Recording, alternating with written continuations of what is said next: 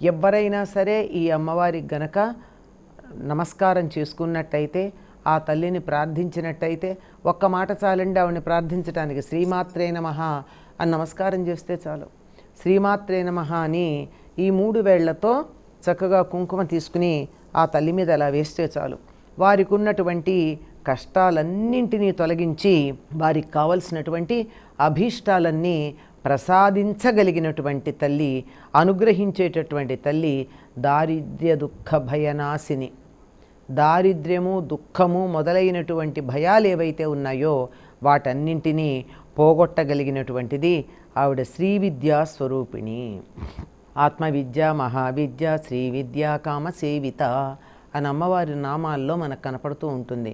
ఆత్మవిద్య, మహావిద్య, శ్రీ విద్య 3 దరిదాపుల్లో ఒకటే, స్వల్పమైనటువంటి భేదం ఉంటాయి. కానీ అటువంటి శ్రీ విద్యా స్వరూపిణిగా ఉండేటటువంటి ఈవిడ కుంకుమతో పూజలు చేసే ముత్తైదులకు 5వ తనాన్ని ఇస్తుంది. ఈవిడికి కుంకుమ పూజ ఇందాక అనుకున్నాం కదా, శ్రీచక్రార్చన అదంతా కుంకుమతో చేయడం అనేది ప్రధానం. ఎవరి లలిత అంటే భండాసురవధ కోసం ఆవిర్భవించినటువంటి తల్లి. భండ అంటే బండ అంటే ఏ రకమైనటువంటి సౌకుమార్యము, లాలిత్యము, సున్నితత్వము, చైతన్యము లేకుండా ఉండేటటువంటి ముద్దు స్వరూపం. మనం తెలుగులో బండ అంటామే అది. అటువంటి బండగా ఉండేటటువంటి ఒక రాక్షసుడు లోకాలన్నింటినీ బాధ పెడుతూ ఉంటే, విశుక్రుడు, విషంగుడు అనే 2 సోదరులతో 30 మంది కొడుకులతో లోకాన్ని బాధ పెడుతూ ఉంటే, ఈవిడ బండతనం పోవాలి, సోమరితనం పోవాలంటే ఉండవలసిందేమిటి? చురుకుతనం.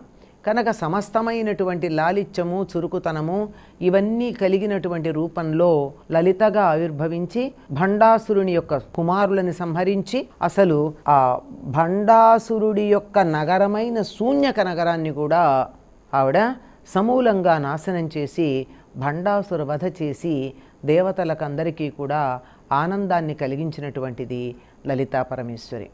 ఈవిడ ఆ రకంగా చక్కగా ఆ రాక్షస సంహారం చేయగానే ఆ మరునాడు అంటే దశమి నాడు సింహాసనం మీద కూర్చుని ఆవిడ లోకాలని పరిపాలిస్తూ ఉంటే, శ్రీ మహారాజ్ఞి అయి శ్రీమత్ సింహాసనేశ్వరి అయి లోకాలన్నింటినీ పాలిస్తూ ఉంటే వసిన్యాది వాగ్దేవతలు ఆవిడ్ని కీర్తించినటువంటిదే లలితా రహస్యనామ సహస్రం అన్న పేరుతో మనకి లభ్యమవుతూ ఉంటుంది.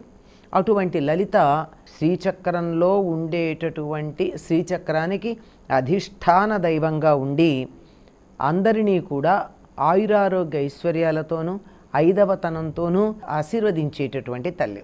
లలితాదేవి ఉపాసన చేయడం చాలా సుఖం.